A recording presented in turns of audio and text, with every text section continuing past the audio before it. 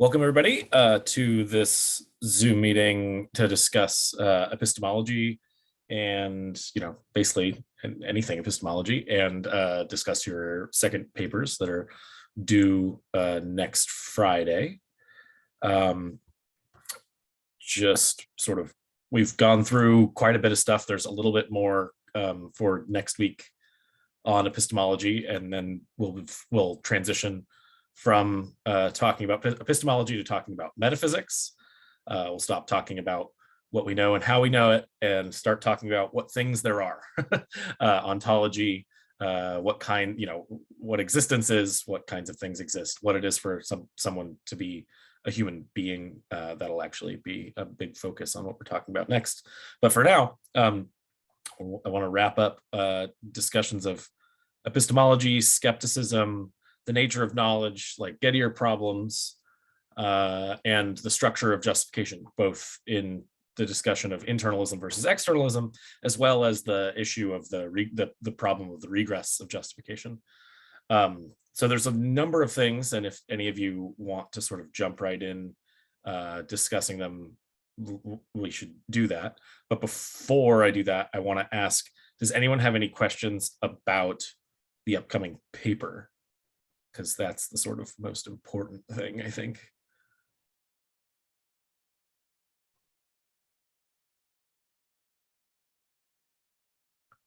No one?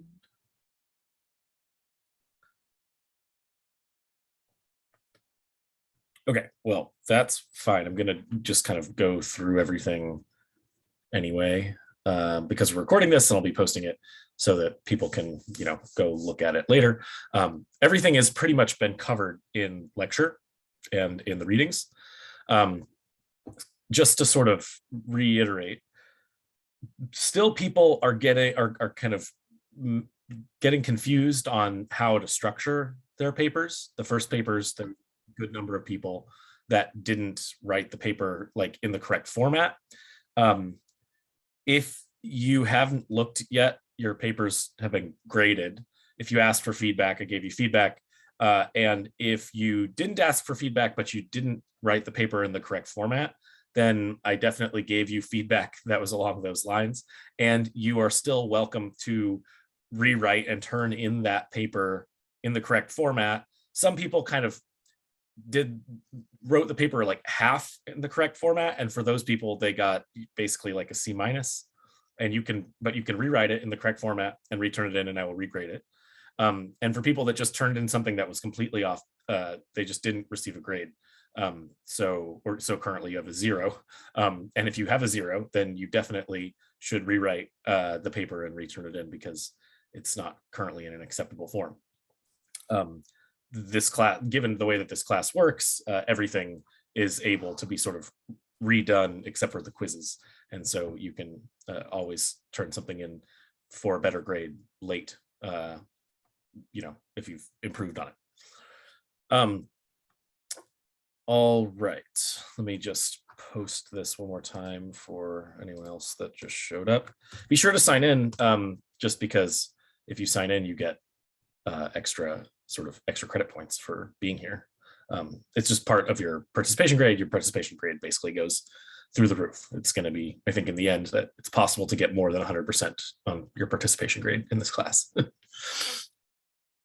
right. So again, any questions before I jump into discussing the paper?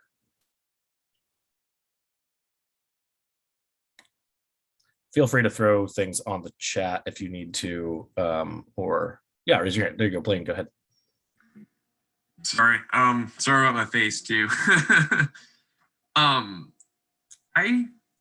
So based on the specifics of the paper, I'm a little confused on, so as far as the premise goes on the transmissibility argument, for it to be false, what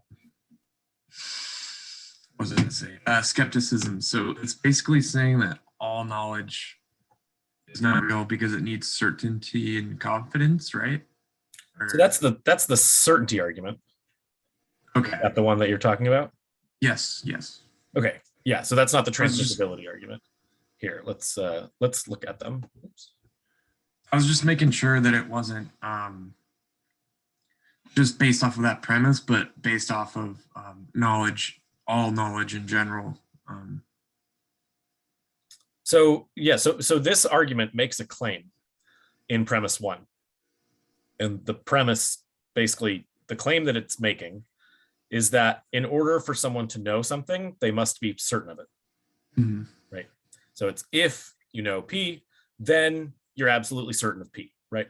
The idea is there's this sort of special relationship between knowing something and being absolutely certain of it. And that relationship is, if you ever know something, you better be absolutely certain of it, right? In order to count as knowing, you have to also count as being absolutely certain. That's what this claims.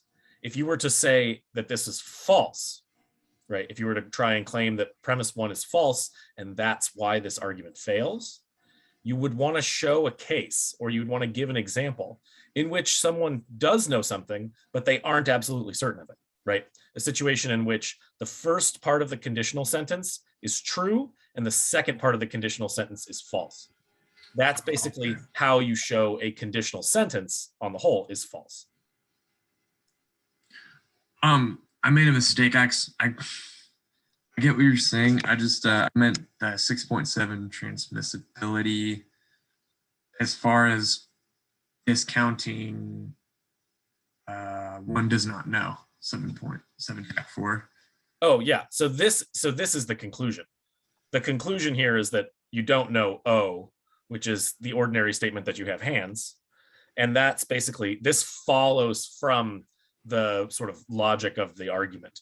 Basically, this is what's called a modus tollens style argument, and it's a little bit complicated. But what happens here is S cannot know that SK is false, right? Is the sort of, you can't know that this SK is false. This is the negation of this part here, right? And so if you negate the conditional, the sort of consequent of 7.3, then what you get is the negation of this part here, right? If S knows, then and that, right? But we already know that O implies that SK is false and S knows this, right? So that means in the end that S does not know O. But I can go through that more slowly again if you'd like. Oh, I understand. Yeah. So if I disagree with this, though, can I pick 7.4, or would I have to? No, so 7.4 is the conclusion. So if you disagree with the argument, then you definitely disagree with 7.4. The issue is, in order to disagree with 7.4, you have to pick one of these premises to deny. Oh, great. So 7.1 through 7.3, I can just... Yeah. So you have to say what it is that you think is wrong about one of these. And the one, so 7.2 is pretty solid. It's just kind of how it works. It follows, right? O does imply that SK is false, right? If you have hands, then you're not a handless brain in a vat. And we're just assuming that S knows this, right? So that you know that's true. So what you got to deny is either this complicated statement here, which is called closure, and it's actually pretty plausible, or this initial statement here, that you can't know that the skeptical hypothesis is false. That's an interesting way to go. It's difficult to make the argument, but it's definitely a way to go. Right. The idea here being just like, look, no, it is possible to make this argument. This is like the classic move here is what G.E. Moore, basically G.E. Moore's argument. It's the, I have hands, like I know I have hands, therefore the external world exists. And the way that he did that basically was just this. He said, look, my argument is that I have hands. That proves that the external world exists, because if I have hands, then the external world exists. Now, sure, there are these skeptical scenarios that are out there that, I can't disprove, like without just sort of, assuming things like that I have hands. But I'm way more certain that I have hands than I am that I don't know that I'm not a brain in a vat, right? Mm-hmm. I'm just like, if I have to put these things on a level, like, and say one of them I'm more sure of than another one, I'm much more sure that I have hands than I Yeah. am that I even fully understand the skeptical scenario or the skeptical possibility, right? Like I'm, yeah, that sort of thing, right? Like I'm 100%, like I'm nearly 100% sure that I'm talking to you right now over I'm not nearly 100% sure that I'm not dreaming, but I'm much more certain that I'm not dreaming right now than I am, like, Right. right in this situation. So that's one of those. That's kind of, you have to make that kind of argument in order to, or you can make that kind of argument in order to deny premise one here, and that's sort of discussed both in the reading, the Feldman reading, and in lecture. Be tough. Yeah, that's a fun one though. This is I think the most interesting skeptical argument, and the FLP argument is actually probably even harder, but it's a different kind of argument for arguing that you don't know anything about the future. But this is definitely like the classic skeptical argument, and people still struggle with this argument to this day. Because both could be true. Well, yeah, it seems really plausible to say that you don't know currently that you're not in the matrix or something like that, right? Like, because it would be just like this, right? It would be exactly how it seems, right? We could still be talking over whatever the matrix version of Zoom is if we were in the matrix, right? Like, and that's crazy. And the fact of that, even though it seems rather implausible that would be the case, it could be the case. Like, and it seems like because it could be the case that you can't know that it's not the case. And yeah, that's trouble. But then that means that you don't know you have hands, right? Which is wild. All right. Yeah. Is it Evan? Can you hear me? Yeah. Had a question about the FLP argument. Oh, sure. I don't understand how you can effectively throw away and okay, let me rephrase here. I don't understand how you can justify that we can't predict anything in the future with any level of certainty. Because if our ability to analyze based on probability has taught us anything, is that we absolutely can predict the future, and that's part of the trouble. Fairly reliably. Yeah, fairly reliably. But the idea here is that the reason that we're so reliable is because we rely on this premise, the future like past premise, that isn't justifiable. You can't actually figure out, there's no way. Like, it's like, well, I don't know. One of the ways I like to think about it is like, have you ever heard of the gambler's fallacy? Where the gambler's fallacy is basically the gambler, like, sitting at the table, he like keeps losing, but he's like thinking to himself, my turn's about to come, right? I'm about to win it big, right? And the idea there is like, eventually, yeah, if he sits there long enough and continues, eventually he will win. But that's not a good reason to think that he's about to, right? The gambling, it's the exact same odds every time. It doesn't, and so it's not like he's somehow more likely to win it big now. Here, with respect to this, the idea is supposed to be something like our dependence on the future like past principle in our reasoning about the future, in our trying to predict things about the future, is itself not justified. We don't have any good reason to think it. If we had a good reason to think it, it would either be the kind of reason that we could show by direct observation, or it would be the kind of reason that we could show by inductive reasoning. But we can't show it by direct observation because it's not the kind of thing that can be shown by direct observation. And we can't show it by inductive reasoning because if we show it by inductive reasoning, we're just circularly justifying the future like past principle using the future like past principle. And that's the whole problem, is that if those are the only two ways to justify a principle like this, then we're SOL, we're stuck. We have no way to actually justify this principle. This argument generalizes, though. It generalizes everything.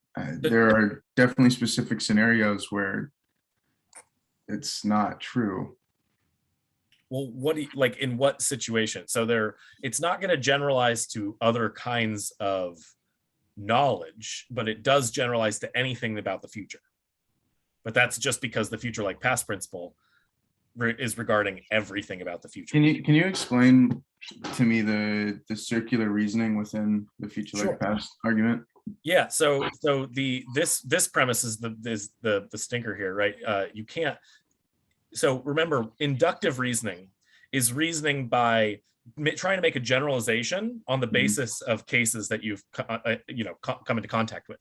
So here's a way of thinking about it. First of all, like a basic case of inductive reasoning, this is the case that I've used a bunch of times, is imagine, you're a scientist in the UK a few hundred years ago, and you're going around trying to learn about swans. You think, oh, okay, well, like I keep seeing white swans.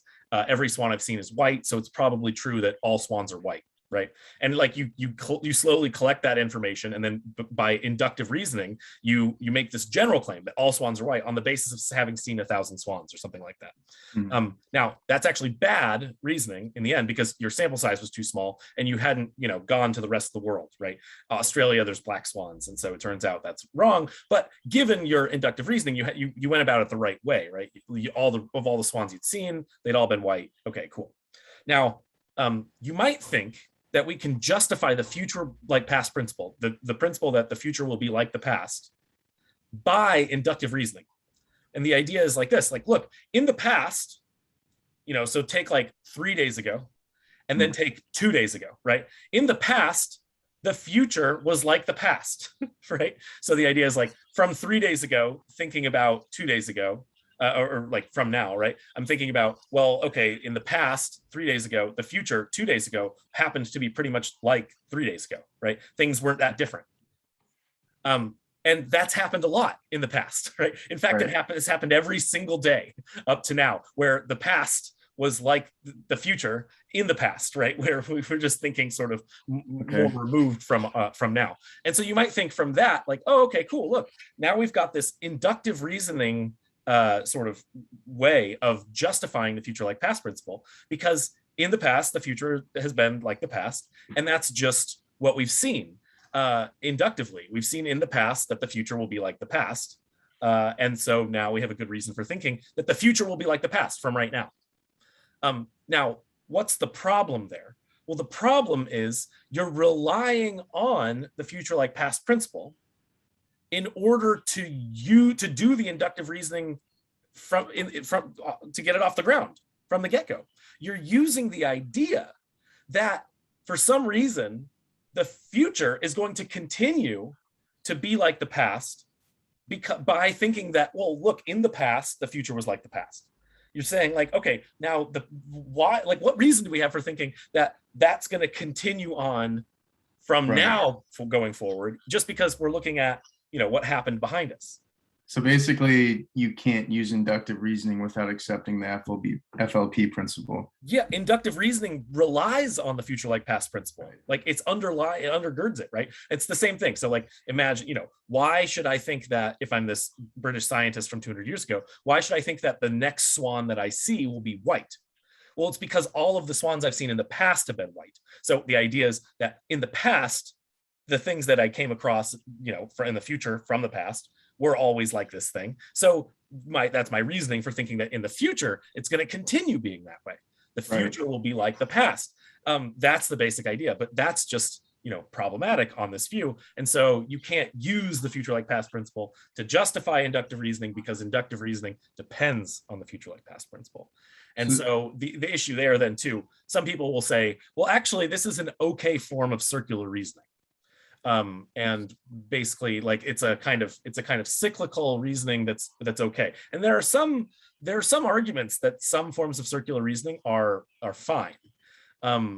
The issue here is the question of whether or not it's fine in this case, and it doesn't look fine. It looks like what's called a vicious regress, because it looks like the kind of thing like we're asking what initially justifies the future like past principle, and the answer can't be that the future like past principle justifies the future like past principle. And that's what's going on here when you use inductive reasoning. It makes sense. Yeah. But if we can apply this principle to like a specific event, and let's say our sample size is an appropriate size for the sake of the study. And let's say we find that we have an 80% chance of seeing a white swan. Yeah. Right. So 80 out of 100 times we're seeing a white swan pop up.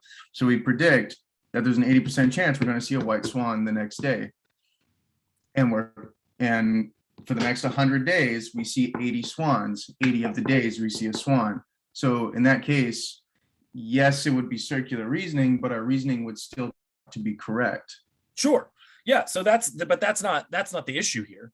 The fact that you can end up getting correct and that probability works and all of these things and that, you know, statistics are fine, that none of that is really at issue here, because these things do work in these statistically, you know, like, you know, consistent ways. Right. The issue here in the end is, what good reason do you have for thinking that it's going to continue being that way? And the Humean argument here is basically you have none. What you have is like something like faith. You have faith that things are going to continue to be, you know, similar to the past. I mean, and that maybe that's it, right? Maybe that's enough, is just to have faith, because, you know, things probably will change in the future, right? I mean, like, eventually the sun will stop rising because there will be eventually, like, you know, a heat death of the star. So, you know, eventually the future will change, but in predictable ways.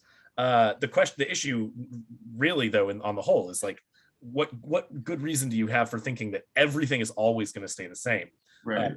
And that you ultimately, you don't have a good reason, and that's kind of the point. You don't have a good reason other than, well, it's been that way, right? And that's not a good enough reason, because that's basically just like, well, I don't have any good reason for thinking that it won't change. I think you can actually get something like the reverse argument there going, where you can say, well, there's no good reason for thinking that things are going to change either. And so maybe we're just sort of stuck in this limbo between, there's no good reason for thinking things in the future are going to be the same, and there's no good reason for thinking that things in the future are going to change. So we're just stuck. But as it is, it shouldn't matter too much, because guess what? Having faith in statistics and probability has been enough to allow us to predict the future so far, right? And as long as that doesn't just go haywire at some point in the future, we can seemingly safely still use it. So I guess then my last question, I don't want to hog up this all your time, but what's the point, right? So Hume feels this way, right? What are we supposed to do with that then at that point? What's the point? Because if we've proven that in application, it can be an effective tool, what's the point?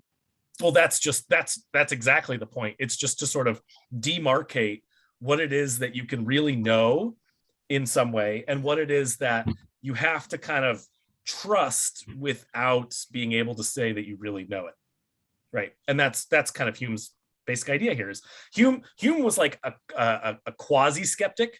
He didn't have like a full-blown skeptical scenario thing in mind, but he was very skeptical about very specific things. One of them, like, you know, metaphysics. He really didn't like theology. He was like, look, he was kind of an atheist for his time, but he wasn't really like an out-and-out atheist. He was just like, look, I don't know what evidence there is for believing in God, and so, like, I don't feel like compelled to do so.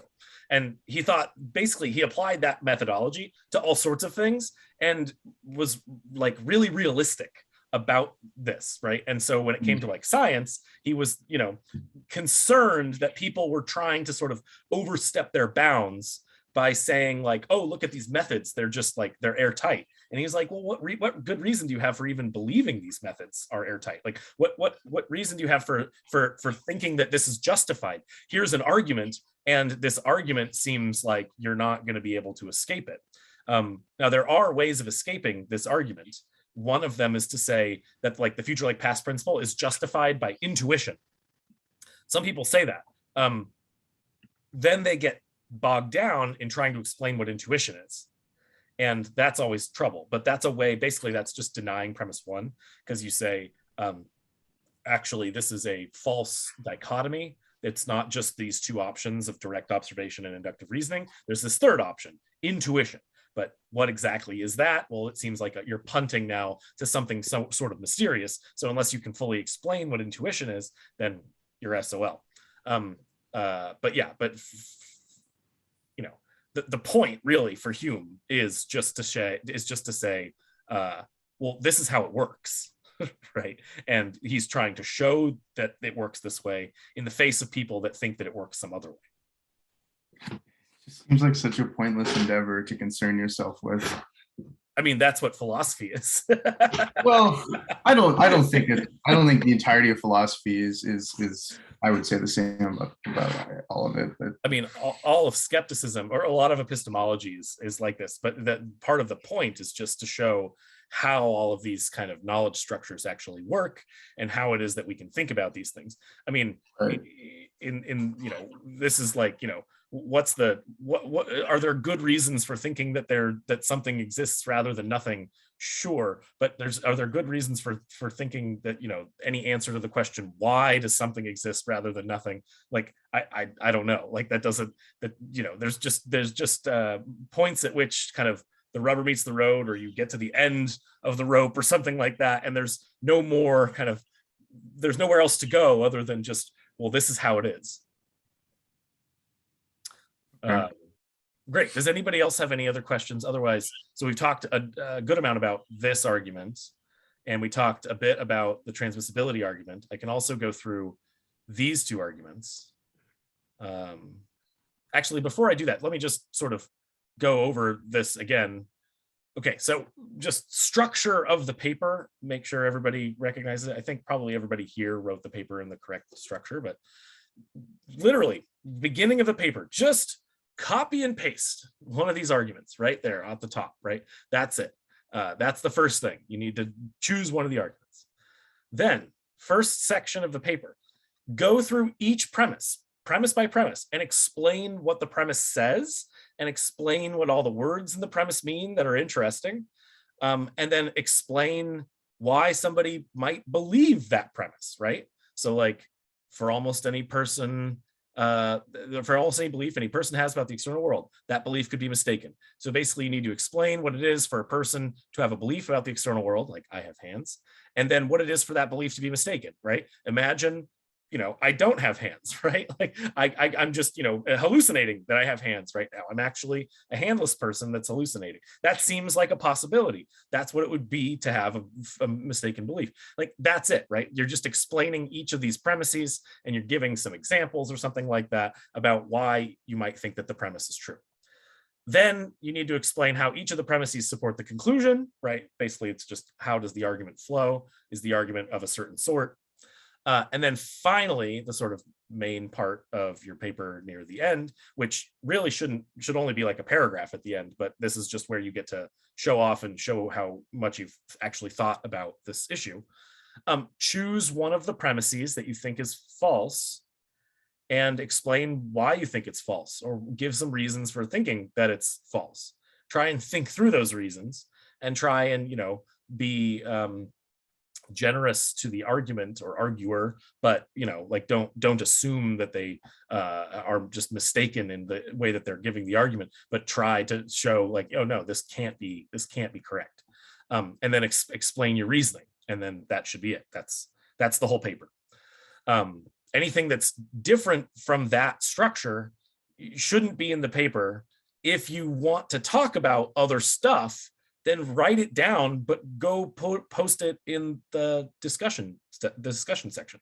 Like that's a lot of people's abortion papers ended up being like in the wrong format because they went on and on about their own views on abortion, which I'm like, okay, that's great.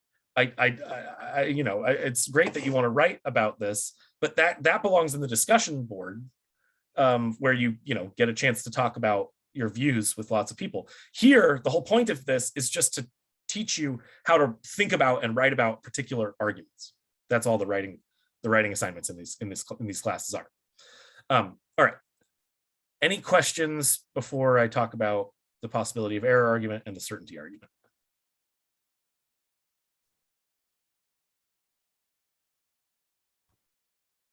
Great. Okay, so the possibility of error argument, again, for almost any belief any person has about the external world, that belief could be mistaken. Okay, so just think about, everything that you're perceiving right now. This is similar to like the dream argument. Could it be possible that you right now are actually in a super vivid dream and that what you think you're seeing right now, you're not actually seeing right now? Sure, right? I mean, it's hard to usually when you're dreaming, or once you become actually aware that you're dreaming, like lucid dreaming, you can be like, oh yeah, okay, this is dream, this is getting weird. But you could, right? It could be possible that you were in like some crazy vivid dream. Well, okay, that's a good reason for thinking premise one's true.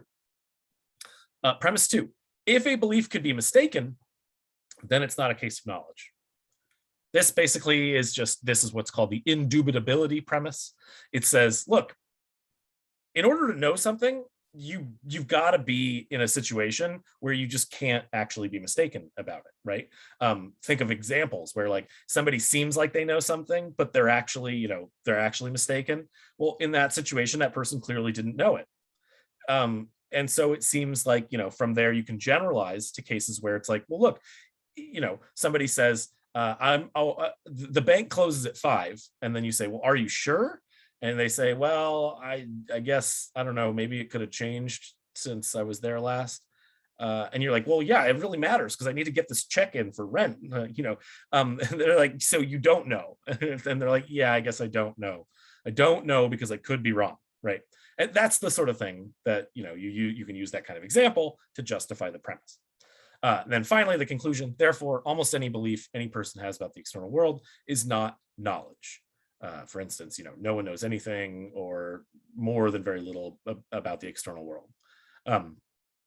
And the idea here clearly just being something like, look, because you could always be mistaken, and you could always, you could be sleeping and having a vivid dream, you could be in a, drug-induced hallucinatory state. Somebody could have, knocked you out and plugged you into brain in the vat type scenario. In all of those situations, because of all of that, it turns out that you could be mistaken, and so you don't end up knowing anything about the external world. Okay, well, that seems like a crazy result for very plausible seeming premises. So now what do in this situation? Well, you got to pick one or two and deny it. You got to say, well, actually, that seems wrong. Which one would you pick? Well, one seems pretty plausible. I don't know how you would argue against one. It's really hard. Like, there are some cases of beliefs that people have where it's not possible for them to be mistaken, like the cogito, Descartes' I think therefore I am. That's literally just because he thought like, well, look, I'm doubting. If I doubt my own existence, then I'm doing something, so I can't possibly do that. Like, it's just, that's self-refuting. But that doesn't have anything to do with the external world, right? That's like an internal thing. I'm thinking about myself and my internal ability to think and doubt. That's not something to do with the external world. So I can't be confused or mistaken about that internal thought, but I could be mistaken about things about the external world. So this seems really plausible. What about premise 2? If a belief could be mistaken, then it's not a case of knowledge.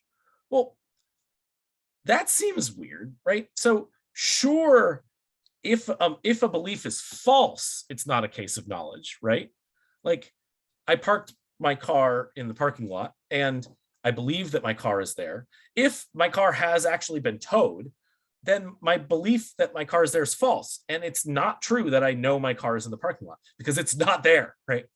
But just because it's possible that, like, a meteor came down and smashed my car and, my car doesn't exist anymore, just because that's possible, and so my belief could be mistaken, that seems wild to think that it's, false that I know that my car is in the parking lot, given that it is, right? Assuming that it still is in the parking lot. If my car is in the parking lot, and, just because there's like wild chances under which my belief could be mistaken, why think that that's not a case of knowing? Like, it just seems, it seems possible, and this view is called fallibilism, if you've kept up with the reading. It seems possible to know things even without, even given the possibility that those things could be, other than true, right? Possibility of, there's a difference here because these possibilities are endless. All right, that's the possibility of error argument. It's an interesting one. The certainty argument works very similarly, and so I'll just go through this really fast as well. If S knows that P, then S is absolutely certain of P. Again, for anyone that's, hopefully you all have caught on, S is supposed to be the subject. P is some proposition that you know in this case. You can basically sub in any person and any sentence. So if S knows that snow is white, then S is absolutely certain that snow is white, right? Premise one. Premise two, no one is ever absolutely certain of anything about the external world. Conclusion. So no one knows anything about the external world, following from these two premises. Okay, well, premise two seems pretty spot on, I think. That maybe you could find some example of something that people are certain about the external world, but I think that for the most part, because of the mere possibilities of like being in the matrix or being in a dreaming state or hallucinating or something like that, it's hard to say that you are completely certain of everything in the external world, right? Like just thinking about like things that you're perceiving or what reality is actually like, what things are actually made of, stuff like that, right? You could have been deceived by an evil demon god or or an evil genius that's got you in a brain in a vat, and so it seems like you can't really be absolutely certain, right? Like raise it to the highest stakes possible. So premise two seems okay, but what about premise one? I think premise one is a little bit problematic here. If S knows that P, then S is absolutely certain of P. Why think that? I mean, I get it the other way around. If you're absolutely certain of something, then you know it, right? If you're absolutely certain that, you exist, then you know that you exist. That seems fine.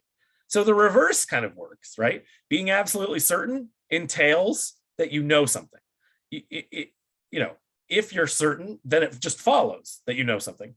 But premise one, as it stands, it's like you're going the wrong direction. Just to know something doesn't require you to be absolutely certain, right? Like knowledge seems like a pretty common thing.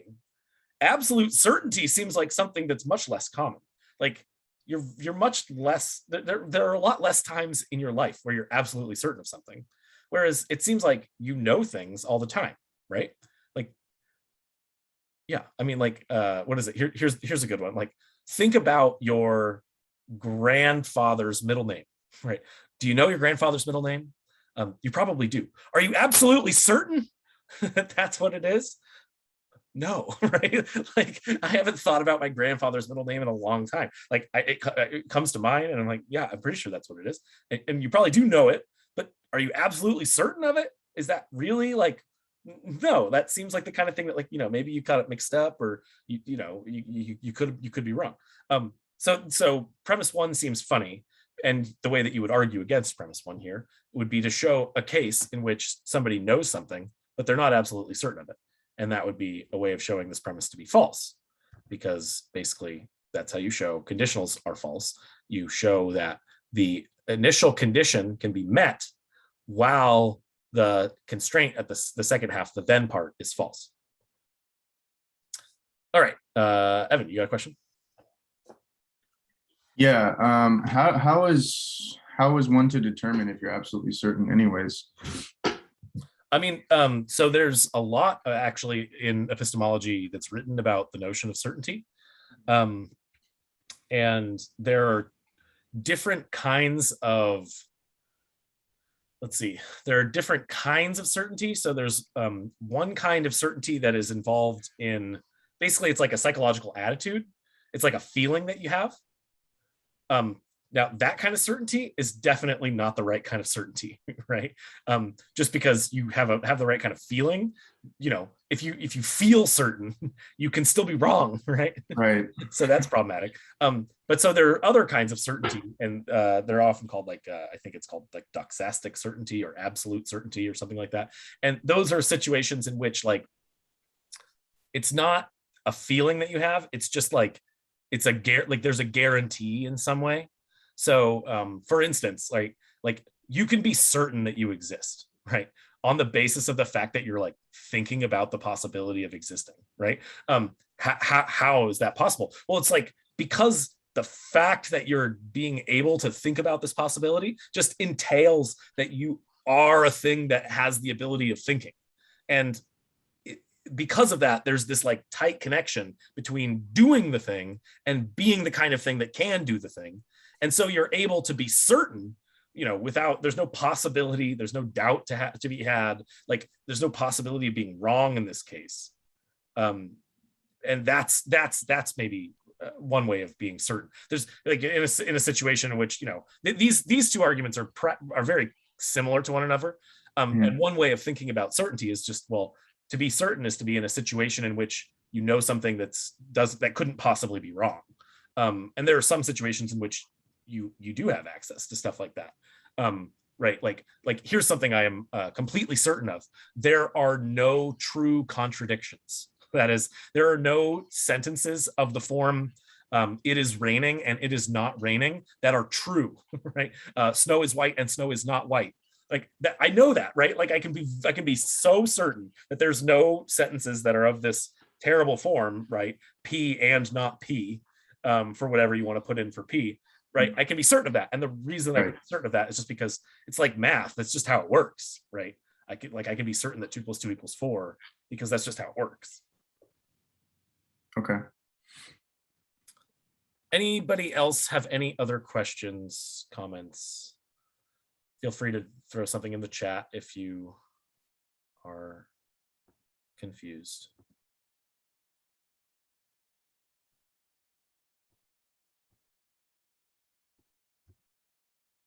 Great.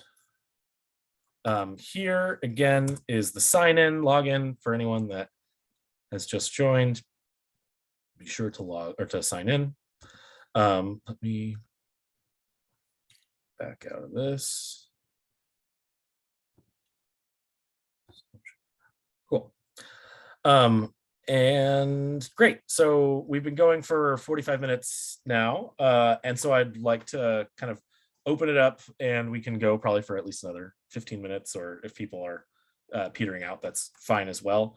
But yeah, so now we just want to open it up and see if there are any other things, not related to the paper that anyone found particularly interesting in epistemology or particularly puzzling, or that you just want to talk about, that you want to discuss, and if not, then I'm just going to pick something and chat about it. Yeah, Blake. Unless anyone else has something. But I don't know if I fully understand the concept of foundationalism. Yeah. I get that there's reasons for every reason and beyond our own understanding.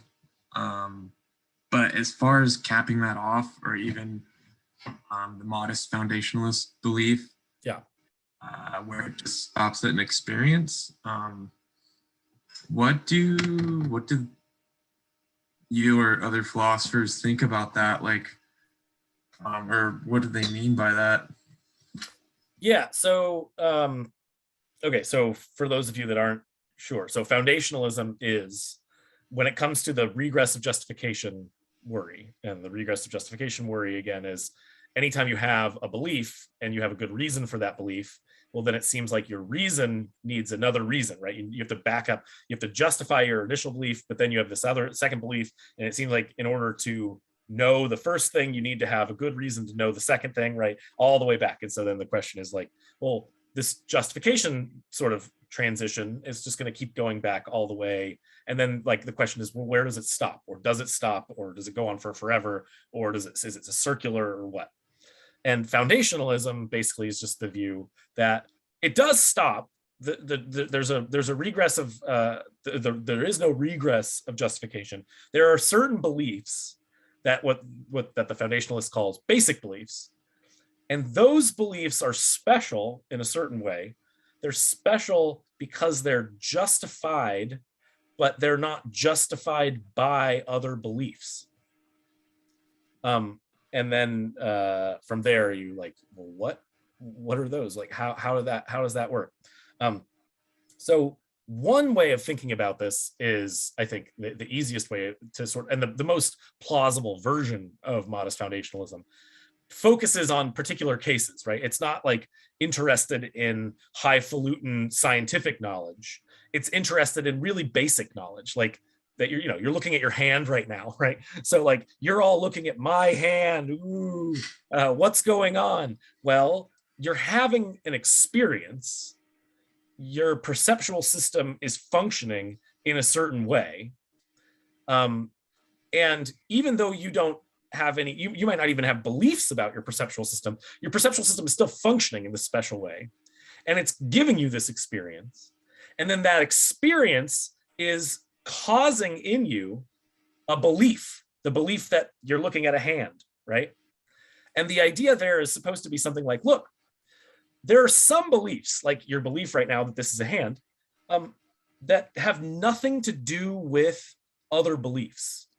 The way that they're justified is not that there are other beliefs that you have that somehow lend support to your belief that this is a hand right here.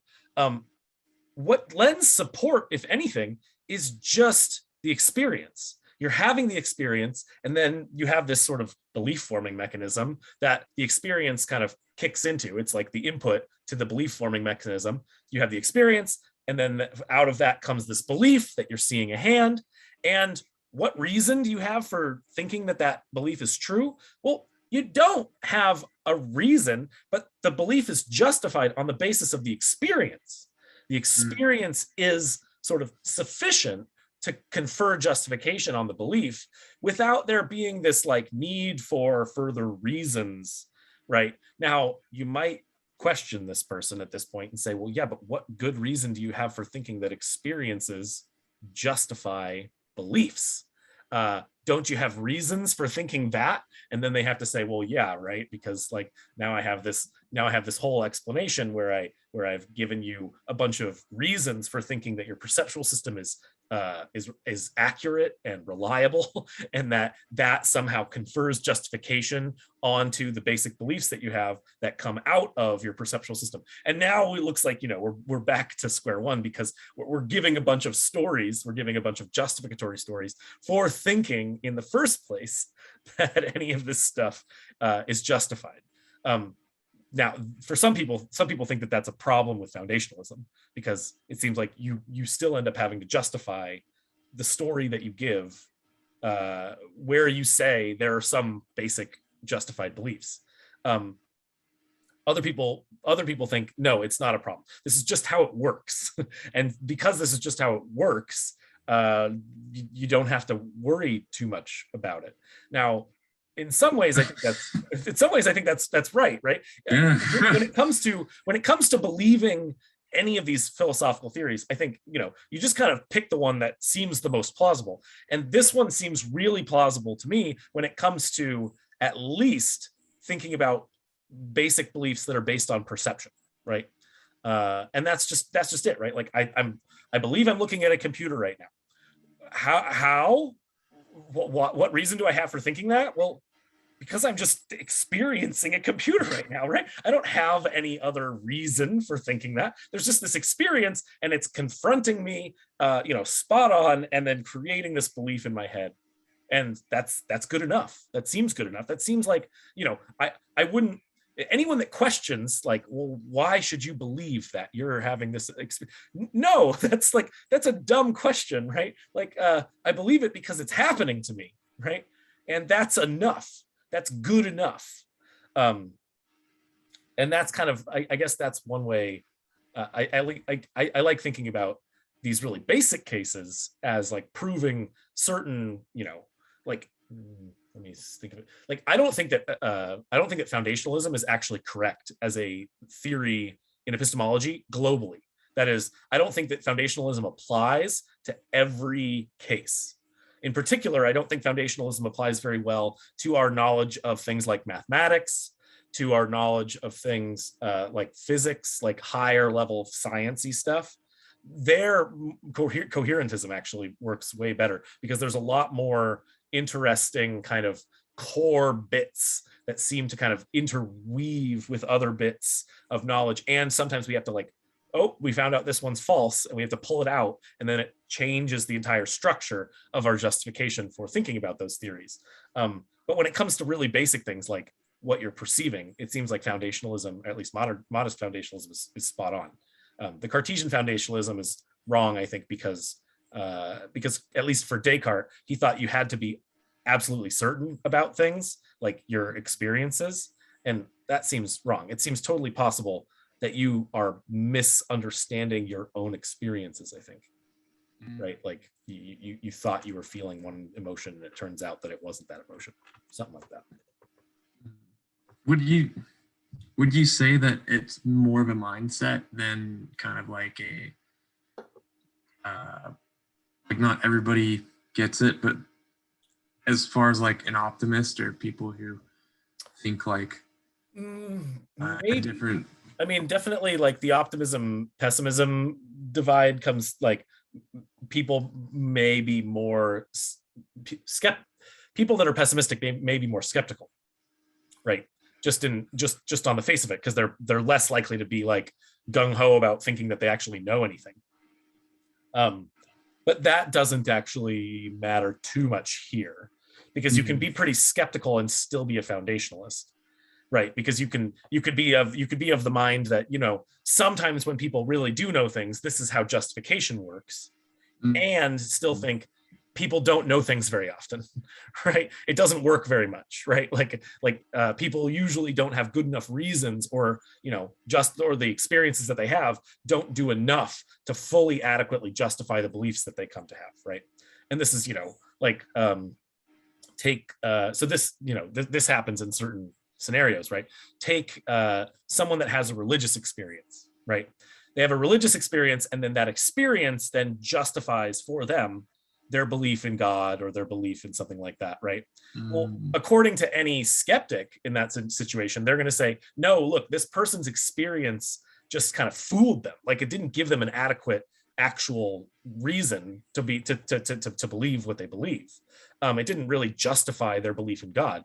You know, it just sort of made them feel the right sort of way, or something like that. And now you could attempt to apply that across the board, right? So there are people that are what are called color skeptics, people that don't believe that colors really exist out in the world, right? And so this is, you know, like take something, right? Like take this can, right? It's a silver can. You can't really see it very well.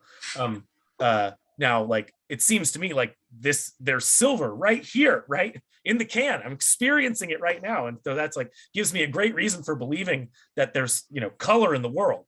And the color skeptic is going to say, like, no, it doesn't. That's just the way that your perceptual system works, and it's fooling you into thinking that there are colors in the world, but really color doesn't exist. There's just wavelengths of light, and then there's the way that your eyes work, and color exists in your mind, or something like that. You know, the color skeptic is an interesting view. Colors are fascinating. If you ever do philosophy or psychology of perception, there's a whole lot of debate about whether or not color exists sort of in your head or out in the world, and what exactly it means to talk about colors, right? If I talk about the color red, and the color red isn't a thing in the world, like a wavelength of light, well, what the heck is it that I'm talking about?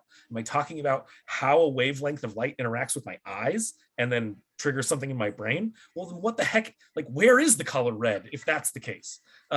Stuff like that. Like, you know, these things are fun and convoluted once you get down to the nitty gritty bits talking about them, but they're interesting. That's crazy. That's awesome. Yeah. We'll probably do that. I think if we have enough time, the last class, I'll probably do a live session where we talk a lot about perceptual illusions, because I like doing philosophy of mind and philosophy of mind is really fun, and there's lots of really good like just optical illusions that can kind of blow your mind, and then it like you can actually learn things about how the mind operates, how perception operates, just by thinking a lot or thinking hard about how optical illusions work. That's interesting. I also had a question about foundationalism as far as like people trying to prove it. Would it be more of a shared experience then, an experience that other people can experience and relate to, in order for that to be like a reason that caps everything off? Or would that just be like, hey, I had this experience, like come follow me, like Yeah. or experience what I experienced, like follow what I say, like. Yeah, I think that's probably in some ways a right way of thinking about it, is that when we come to recognize in each other that we are similar and have similar experiences, then we come to sort of treat each other's experiences as justificatory or not justificatory for certain kinds of beliefs, right? So like, you know, you understand what it is to see silver. And so you understand what it is when I say my experience is causing the belief in me. And it seems like a good enough belief, right, for me to know that that can is silver. I believe in you, that you're having the same experience that I'm having, right? Even if our experiences are slightly different, right? Because like one of us has certain kinds of color blindness or something like that. It seems like we're still justified on the basis of recognizing sort of more socially what kinds of experiences count as good enough to be justified in holding to certain beliefs. Now that complicates things. What exactly does that mean? That goes towards, you know, showing you that actually justification and knowledge is much more social than you know, biological in some ways, maybe. But even that, right? So this is just to say, like, recognizing that certain experiences that different individuals have are sufficient for justifying their basic beliefs, and that is like a social phenomenon amongst human individuals. That has a lot to do with the fact that we are often communicating what we believe, and not about whether or not we're fundamentally actually justified in our beliefs. And so one way you can kind of sidestep this whole social issue is think about like beliefs that like your dog has, or any animal. You know, and if an animal sees this can and is able to see the color silver, then, you know, like the belief that they come to have on the basis of this, that it's, you know, oh, this is a shiny thing, right? Like they're justified in believing that that's a shiny thing, right? Even though they can't communicate that to any of us, and we can't really communicate it back to them. At the very least, I think, you know, on the mere basis of the fact that their perceptual systems work in this certain way, and then they can have these experiences, and then that can translate into beliefs that they have, that, you know, like beliefs that human beings have tend to come in like a linguistic form, right? Because we have words and we're able to think in terms of this kind of information. Animals probably don't have exactly the same way of thinking, but they do think in some way, right? And clearly, you know, like birds and other animals think like, oh, shiny thing, I want that, right? I'm gonna go grab it. Well, they see it, they come to believe something about it, then that it guides their actions in some way. I think for some reason, or, you know, in those kinds of scenarios, we should think, if we're willing to say that birds know things ever at all, which I think we can, right? Birds know how to build nests, birds know how to find food. Like we say this, we use these things to talk about animals all the time. So if animals have knowledge, well, how does the knowledge work for animals? Well, justification has to work some way. And if it's going to work in any way, then this kind of modest foundationalism seems like it's plausible explanation. Wow, that's super interesting. That's really cool. We should add more to that. We have come to the end of this. I'd be happy to stick around and answer any more questions if anyone has any. If anybody wants to set up like office hours or something to talk individually with me about their papers or anything, please shoot me an email. But yeah, otherwise, thank you all for coming. And I'm going to stop the recording now. And